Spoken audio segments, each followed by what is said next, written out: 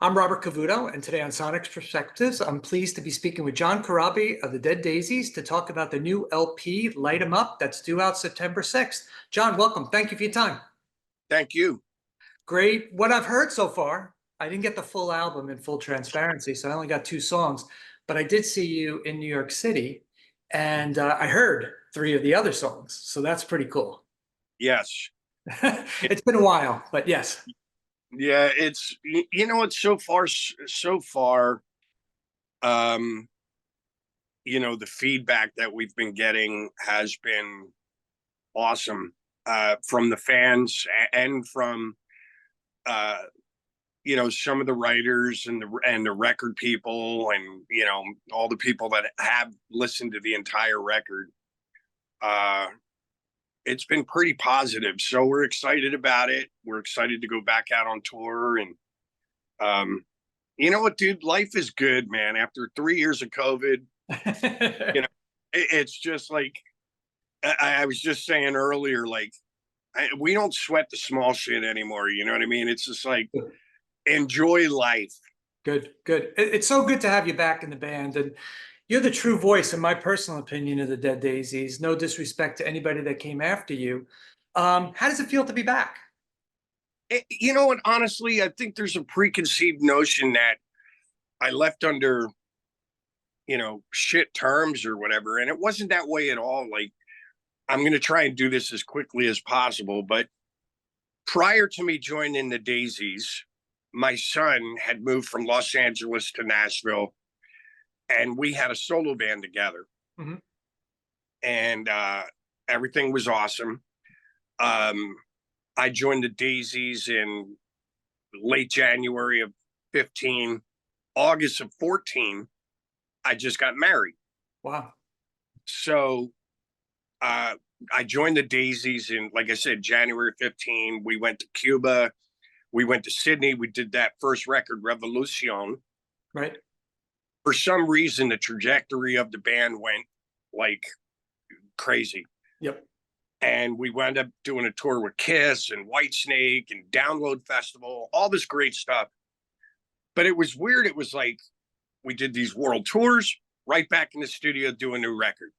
Then we go out and do another tour, right back in the studio, And it got to the point where, I had one ear. My son's going, Dad, you suck. I just fucking moved to Nashville to be in your band, and now you're in another band, and I never see you. Right. And my wife, is in the other ear. I get home from a tour. I put my suitcases down. I stand there. She's holding a gun because she doesn't recognize me. So it's like, okay, maybe I should take a minute here, catch my breath. So all the guys understood it. David Lowy's just laughing. He goes, yeah, dude, I get it. Whatever. That's nice. So I'm going to tap out for a minute, hang out with my family. I could still work, but at my own pace. And, then COVID hit. But even all through that time that I was out of the band, I was still talking to David Lowy on a regular basis, Doug, management, Marco, like everybody. Mhm. And they had Glenn in the band. They did their first record, Holy Ground. And even at one point, Glenn was not feeling well. There was some weird reason where they couldn't rehearse because Glenn was sick. Yeah. So David called me and asked me if I'd fly up to New York and just kind of run them through their paces. So I sang for like a week or 10 days for them just to kind of prepare them for the tour. That's So pretty we were still in constant contact with each other, and there was no bad vibes or no bad blood, whatever. So, obviously fast forward a couple years later, Glenn decided to go back and do his Deep Purple shows and Black Country Communion. And David Lowy just called me. He flew down here to Nashville. We had dinner together. And while we were at dinner, he goes, you rested? And I go, yeah, I'm good. He goes, okay, you maybe want to come back but then he did guarantee me, like we talked about it. And he goes, look, man, I think we lost sight for a minute there of the whole reason why I put this together was for everybody to have fun. Right. And as much as we love touring and we love doing records, all this other stuff, he goes, I don't want anybody, including our management, our crew, I don't want anybody getting burnt and not wanting to be here. Yep. So we're going to do things a little differently. And then he told me, you know, we'll go out and we'll tour for a few weeks, maybe a month, come home, hang out with the family for a bit, go back out. So that's Fine. when he told me that, I'm like, yeah, dude, sign me up. Let's go. Yeah, that's a smart way to do it, I think. I think a lot of bands don't do that. They burn themselves out. They piss each other off. And I think it's really important to take those breaks. Well, and I mean, you know, if I can use an example, you know, and it's kind of common knowledge now. I mean, they did a fucking movie about it, but it's like, you know, look at Metallica with that Black record. Yeah.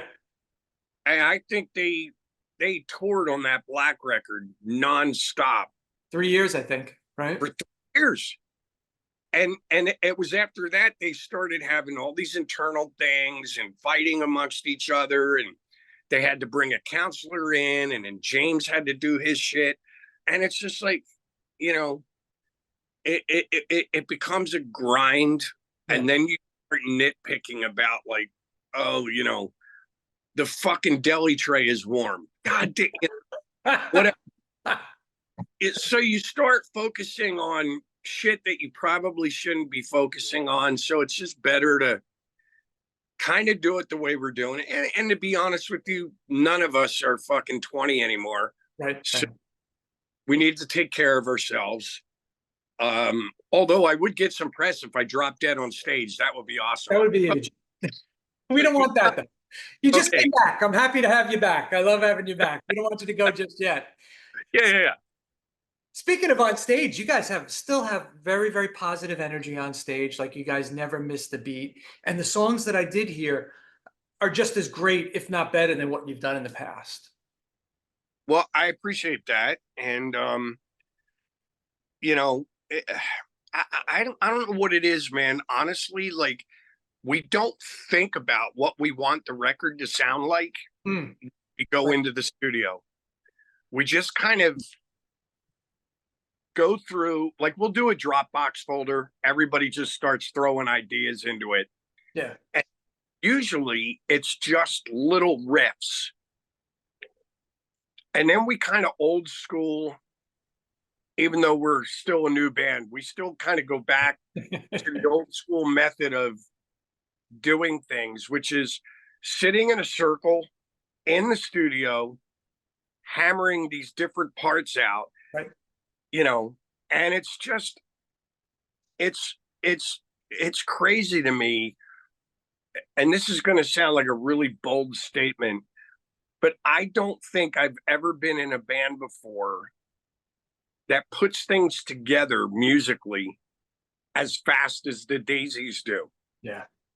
And I mean, even this new record, like, if you look at the time that we spent on this record, like recording it, like we went in with kind of just loose ideas, rough things, and we literally wrote, recorded, mixed, and mastered this album in about 3 weeks. Wow. That's the way it should be. I think, you know, if you lament on it too long, it really shows and it becomes dated by the time you get out. So I think it's really keep them moving and keep them out, you know? It sounds very current and fresh.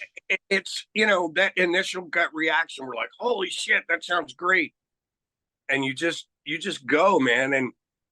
But it's honestly, every record we've ever done has been less than a month or less. You know what I mean? Right. Which kind of freaked me out. The first record, our manager goes, okay, you guys are going to Sydney, Australia. You're going to do a record in a month. And I sat there and I'm like, wait a minute. Like, hold on 30 days. You want us to write, record, mix, and master an album in 30 days. Yeah. I had never done it before. And they're like, yep. So I got to be honest with you, I was kind of panicked. And then I watched this, just literally just prior to us going, somebody turned me on to these video. It's a documentary series that they did, like these DVDs, classic record rewind. Okay. Yeah, I know it. Yeah. And they do like Dark Side of the Moon, Queen, the Night at the Opera, and all the shit. And I watched the one on Deep Purple's Machine Head. And they literally, all the struggles, the hotel burning down, and they had to move to another place. And then they started recording, they had to move to a third place. But they did that record, wrote, recorded it, mixed and mastered it in 2.5 weeks. So I go, okay, 2.5 weeks for 8 songs. We can do 10. And you know what I mean? Yes, yeah. It's humanly possible because somebody did it, so we can do it too. And I just remember mixing the last song and just hugging Richard Fortus like, fuck, we did it. You know what I mean? How about your voice? Does your voice handle well under that type of pressure where you're probably singing maybe recording 2 songs a day, right? I got to believe you do vocals for 2, 3 songs a day. Yeah, like, I couldn't tell you because, to be honest with you, I fucking do everything wrong. Like, because I still have kids come up to me and go, hey, dude, how do you keep your voice in shape? I go, fuck if I know. Smoke and drink. Well, and it's funny. Look, I'm having coffee, Yeah. And it's like, that's breakfast of the champions. But it's weird. Like I've literally had people come up on stage, like, after I get off stage, and they look at me and they go, so when you're singing, did I see you drinking an ice cold Coke? And I go, yeah. Dude, they were like, dude, that's so fucking. I go, I know it's kind of bad. Everybody says drink room temperature water, and I go, but I literally, that's a habit that I've had since I was 16. I started playing in clubs, doing cover, 4 sets a night, 5 nights a week. And I said, I would always have a cold Coke on stage, and I would just sip on it throughout the set. It works. And it works for me. So I don't know, but like, even when we do the records, I'll go in and, like, even like the last record, I'll sing a song. Marty will go, okay, sing it for me 4 or 5 times. Wow. Shit. I'll sing it 4 or 5 times. And then he goes, okay. And then they'll, obviously, it's always been this way. They used to do it with tape before, but now they'll put a comp together, like a comped vocal. And then he goes, you like it? I go, yeah, okay. And we put it to bed. Okay, you feel like singing another one? Yep, okay. And I'll sing another one 4 or 5 times. They'll comp a vocal. And he'll just keep me singing until he hears, okay, you're starting to sound. Crap out, yeah. You're starting to sound like you're crapping out a little bit. Take it. Yeah. Just go home. I'll see you tomorrow. And then I just sing until the producer goes, you're sounding a little janky, buddy. So whatever. Yeah, no, But it's great. I couldn't tell you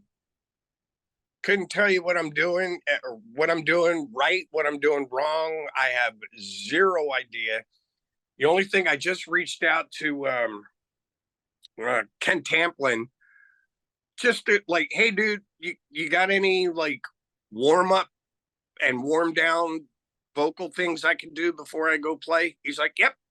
So he sent me some things, and I just try to do those. Like, even if I haven't been singing for a while, here at the house, I'll just strum a guitar. I'll try and sing. or I'll just do these like little like whatever, little vocal warm-ups just to keep the things going. And then when I do tour, I try to take it easy with everything. I've never been a really overly excessive person about anything. Right.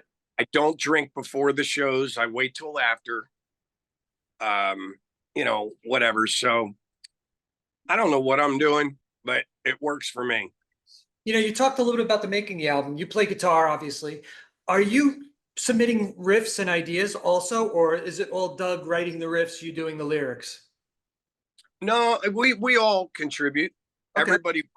Everybody puts stuff in there. So That's good. um That's the chemistry. yeah, you know what I mean? So I do play guitar. So I'll add some stuff and you know, and it's really weird, like I look at Doug and I go, God, what a fucking guitar player, you know what I mean? Or um but Doug appreciates some of the things that I come up with as well. So I'll come up with riffs and he's like, oh dude, fuck that riff is really cool. Like, how are you playing it? And then I'll play it and then he adds his thing to it, which makes it even cooler. But um everybody contributes. Do you write on acoustic? I have written every song I've ever done has started on acoustic. Interesting. Yeah. Wow. It's just weird. Because I can um I don't know. It's weird. Like if I even a riff, like I wrote a song. I wrote just I did a solo song, couple solo songs. Couple like a year and a half ago, whatever it was. And I wrote this heavy song. It's called "Your Own Worst Enemy," but there's something percussive about an acoustic guitar, and you can hear every note. Right. Do you know? So I try to map everything out on the acoustic, and then I finally learned how to record myself during COVID on Pro Tools. So now I go into the studio, I'll figure it out on acoustic, then I'll go into the studio and I'll lay something down to a click and then add drums and add bass and keyboards and build on it. And then I'm like, okay, yeah, it sounds cool. And then I send it off to Marty for him to weave his voodoo on it and make it sound even better. I mentioned earlier that I saw Dead Daisies in June in New York City at the Racket Club. You debuted 3 new songs: Light 'Em Up, I Want to Be a Bitch, Take a Long Line. Yes. And I learned a lot about you with your stories that you shared. And I Want to Be a Bitch was a great story. And I was wondering if you could just retell that story, because it's about the creation of that song. Because it's really freaking funny. It was funny, like, kind of goofing off, you know what I mean? But ultimately, when David started that riff, and we always thought like the intro riff had a little bit of I'm sure you remember the band Jet. Yeah, of course. Yeah, so Jet was like really cool. But they also had a little bit of a punky vibe to them. Yeah. And then the music chorus, and we're like, wow, it's still got a little bit of a punky vibe to it. And just for some reason, it kind of reminded us of Iggy and the Stooges. I Want to Be Your Dog. We're like, okay, that's taken. But I there and I go, how many times? And I'm sure this has happened to a million men, even women. And you sit there and you're just stupidly angry at the girlfriend or the wife, whatever. And, obviously we all pride ourselves on finding attractive women. Um, but it's like, you just want to fucking strangle her for something. Awesome. And then she steps out of the shower and drops her towel. And you're sitting there looking at this beautiful naked body and you go, fuck, what was I mad about? So we wrote the lyrics. It's kind of a tongue-in-cheek thing where this chick is just like, she likes flying first class, she likes caviar, she likes champagne, she likes Yves Saint Laurent, you know, da, da, da, da. She drives me fucking crazy, but god damn it, the girl can suck a bowling ball through a garden hose. So I'm awesome. That was Hey, great. buddy. I learned so much about you at that show that I've seen you countless times before. The other funny one was you and Michael Devin. Michael Yes. dated is married to your ex-wife. No, not Matt. It was funny. That's how I met Michael. He dated my ex-wife. He dated your ex-wife. Yeah. Okay. And it was right after I guess he moved to Los Angeles from Boston. Yeah. And but it's funny, like, you know, my ex-wife lives here in Nashville as well. My son moved here, and you know, I'm still great friends with my ex-wife. It just didn't work. You know what I mean? Motley Crue is a hard thing to be married to. Yeah. But she started dating Michael, and I was like, oh, this guy's really cool. Like, I dug the shit out of him. So much so that it was funny. I think I was playing in Rat. Yeah, I was playing in Rat. And we needed a tech. I didn't know Michael could play, but he's like, yeah, I play a little bit. And I'm like, could you tech? And he goes, yeah, I can change strings. I don't know. He didn't really say much, you know what I mean? Like a quiet guy. Yeah. Yeah. And so we went up taking him on tour with us. And I think he did a tour, and then he just wanted to strangle our singer. So he goes, you know what? I'm fucking out. Whatever. And then the next thing I know, he's on stage with David Coverdale playing bass. You know, I hadn't seen him in a while, but yeah, Michael's a great dude. But it's funny. It's the truth. Like, so I always try to make him feel as uncomfortable on stage as possible. Yeah, and so I tell everybody, I said, man, I don't give a shit if he fucked my ex-wife. I just want my Led Zeppelin t-shirt back. Awesome. Yeah. Great. Yeah, you have a great banter on stage. You really get the crowd interested. It was fantastic. I really enjoyed it.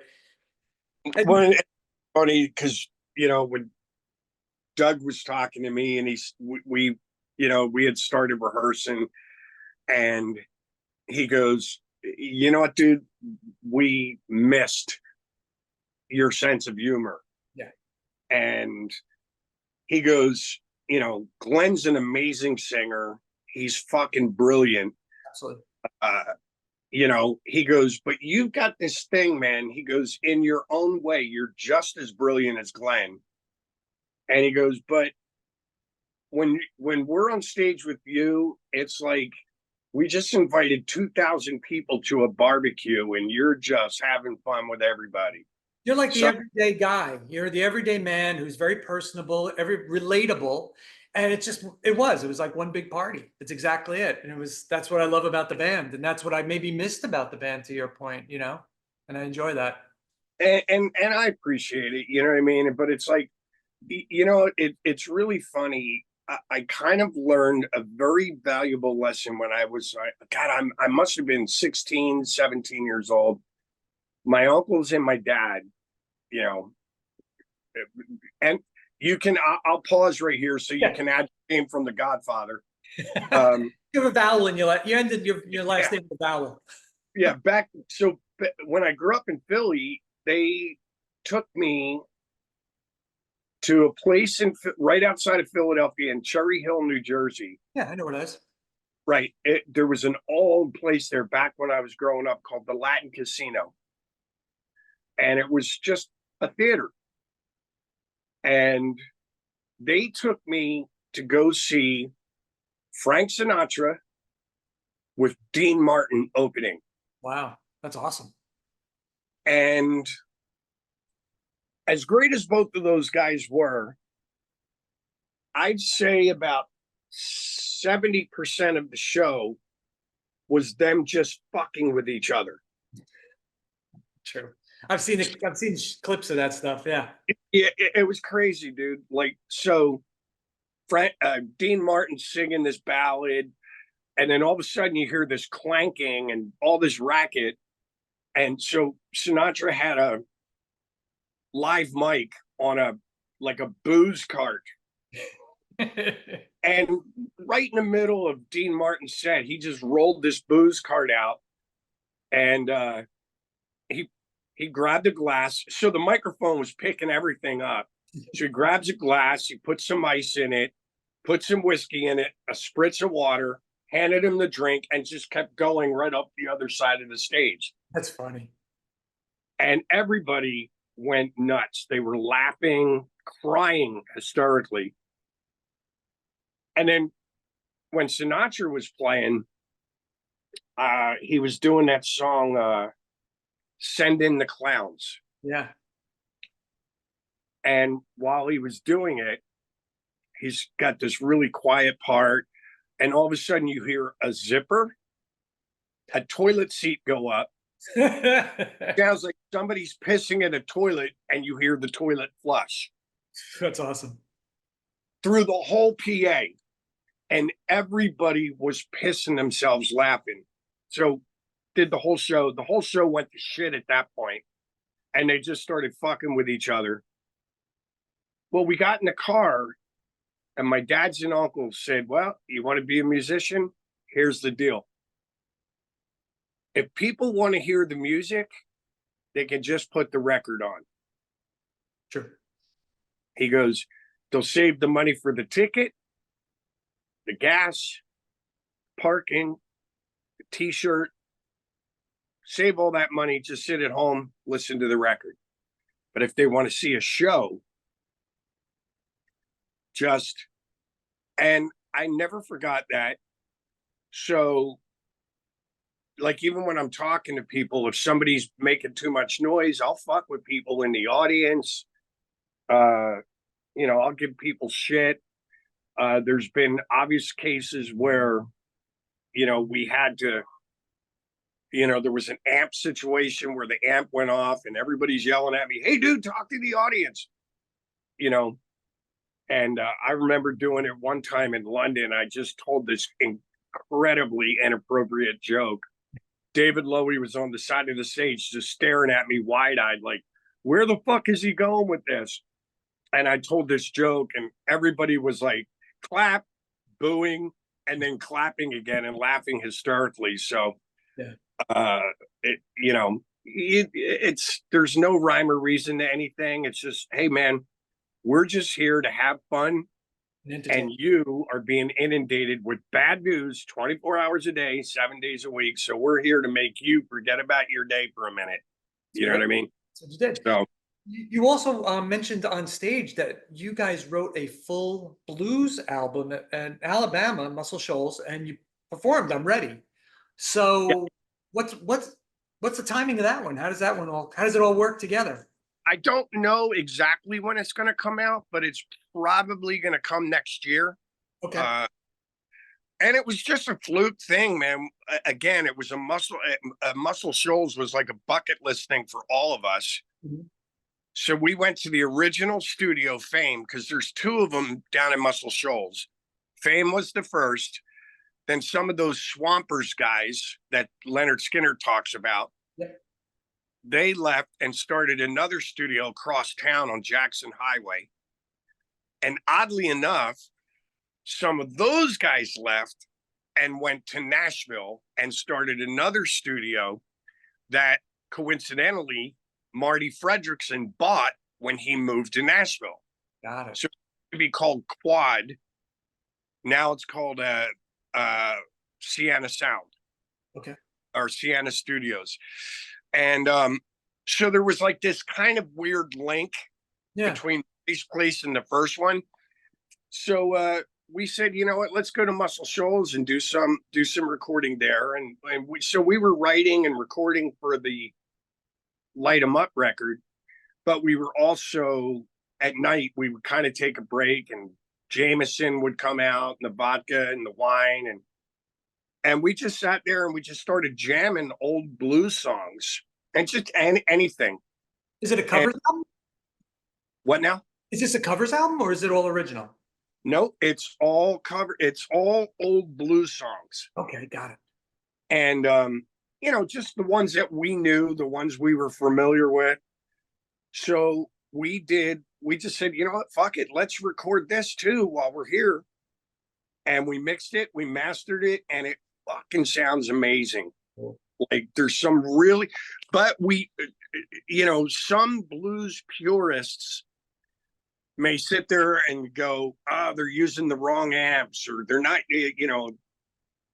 So what we kind of did, and I don't even want to put us I say this because I'm not saying we're on the same level as, but we kind of took the approach that Led Zeppelin took when they would do, You Shook Me, or, you know what I mean? They did all these old blues standards when the levee breaks. If you listen to the original levee breaks and theirs, it's completely different, but the melody and lyrics are the same. Mm-hmm.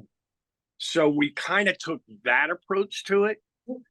And I got to be honest with you, I'm as excited about the blues record as I am about the Light 'Em Up record. It's going to be awesome. I can't wait to hear it. I want to be respectful to your time. I have one last question for you. I interviewed Mick Mars when his solo album came out, and I was disappointed to hear that your songs that you recorded with him weren't on that album. He said it just wasn't the right vibe for the album that he was trying to put out. He said anybody else could put it out. Is there a chance you would take those songs and put them on a potential solo album so we could hear what they were all about? So those two, to be honest with you, I couldn't even, if you hummed them to me right now, I'd have to sit and think about it. But to be honest with you, that all came about because Mick, and I don't get the laws or whatever, but Mick started I think he's got his own record label. It's called 1313 Records or whatever. And he trademarked it. And when you trademark something, you can trademark it, but you have to do business as within a certain amount of time. Do you know what I mean? Yeah, I get it. He had written those songs prior. Like I really had, except I think there's a song called, I think it's called Shake the Cage. I did write some lyrics for that. But Mick just said to me, hey, Crab, I did these two songs. Not really crazy about the way they came out. I re-recorded them. Would you sing them? I want to put them out so that, or just snippets of them, so that it kind of locked his trademark in. Do you know what I mean? Yeah. And I go, yeah, dude, whatever. Well, it's funny. He did a video, or his wife actually filmed us, took some photos, and they put them out there, and everybody went batshit crazy thinking Mick and I were working. Now, we have talked about doing some writing and recording, but my schedule with the Daisies, his schedule with Motley at the time, right, was just, we couldn't put two and two together. So he put those songs out, and then he went about his business and started writing with Paul Taylor and Jacob Button and just all these great cats. And I love the new stuff that he did. I'm just happy that his fucking record finally came out. You know what I mean? Yeah. But I told Mick, I said, dude, if you ever want to write, man, fucking count me in. You know what I mean? I would love, I've been trying to talk him into doing something a little left of what he did, which is, anybody that knows Mick Mars knows that he's a blues guy. He grew up on, Jeff Beck, John Mayall, like Leslie West, like Jimmy Page, like all this cool shit. So I was trying to get him to just, let's sit down and write a record of riffs like, for example, Never in My Life by Mountain. Yep. I go, dude, your tone, those kind of riffs, and I'll sing on it, and we'll just do like a really heavy blues record. And he seemed like he was into it. You know what I mean? Yeah. But that's, who knows? We'll Who's see if got- we who's get got- to it. But I'm just happy that Mick put his record out. I'm sorry he's going through all this shit with the band, and Yeah, but you know, hopefully they'll figure it all out. I agree. I agree. John, I want to thank you so much for your time today. It's always inspiring and insightful to talk to you, and I really can't wait to hear this full album. I'm really jonesing for it and really excited. So hopefully, Well, get with people, whoever set this up, and go, dude, what's up, bitch? Give me the record. Come on. I tried. I couldn't get it. Do a fucking interview when I don't know what I'm talking about. Let's make it happen. I did hear the two that they sent me, and I remember the three plus the blues, so I was covered for that. So, well, thank you so much, John. You have a great day. Awesome, buddy. You too. Bye bye. Bye bye.